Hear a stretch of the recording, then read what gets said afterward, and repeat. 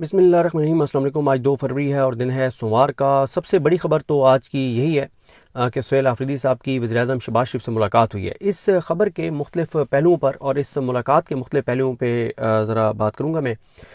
देखिए, एक तो मामला यह है कि वफाकी हुकूमत ने, मैं समझता हूँ कि बहुत बड़ा सरेंडर किया है और मुझे सरेंडर के अलावा कोई लफ्ज़ नहीं मिल रहा।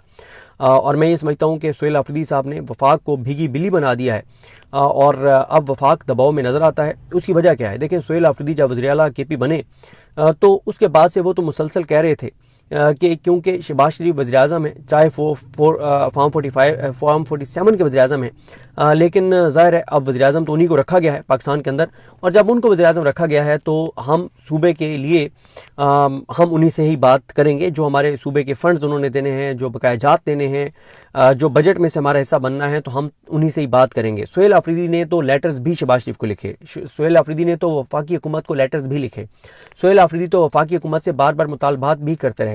लेकिन वफाक की जानिब से क्या कहा जा रहा था? वफाक की जानिब से वफाक की वज़रा कह रहे थे सुहेल आफरीदी साहब के बारे में कि मंशात फरोश हैं, ये स्मगलर हैं, ये ड्रग डीलर हैं।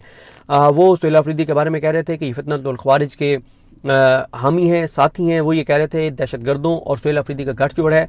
और इसी तरह से ये कह रहे थे कि ये काबुल से मदद मांग रहे हैं। फिर जब DGSPR ने प्रेस कॉन्फ्रेंस की सुहेल आफरीदी के खिलाफ, पूरी एक प्रेस कॉन्फ्रेंस, यानी एक प्रेस कॉन्फ्रेंस DGSPR ने पूरी प्रेस कॉन्फ्रेंस की इमरान खान साहब के खिलाफ, फिर एक पूरी प्रेस कॉन्फ्रेंस उन्होंने सुहेल आफरीदी साहब के खिलाफ की। और जब DGSPR ने सुहेल आफरीदी साहब के खिलाफ प्रेस कॉन्फ्रेंस की तो उसके बाद नून लीग वालों ने तकरीबन तमाम अहम जो लोग हैं नून लीग के, उन्होंने प्रेस कॉन्फ्रेंसेस की और उन्होंने कहा कि हम DGSPR की सुहेल आफरीदी के बारे में की गई बातों पर हर्फ बहर्फ ईमान लाते हैं और ये हमारे ईमान का हिस्सा है।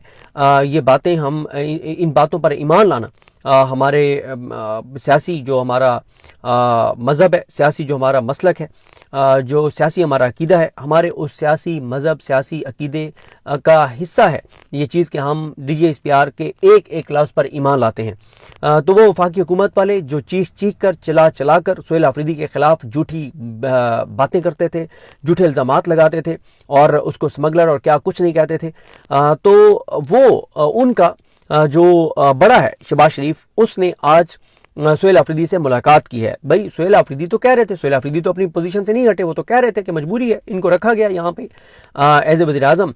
तो इन्हीं से मैं बात करूंगा। लेकिन असल बात तो यह है कि आप उनके ऊपर इल्ज़ाम लगाते थे, आप कैसे मिले?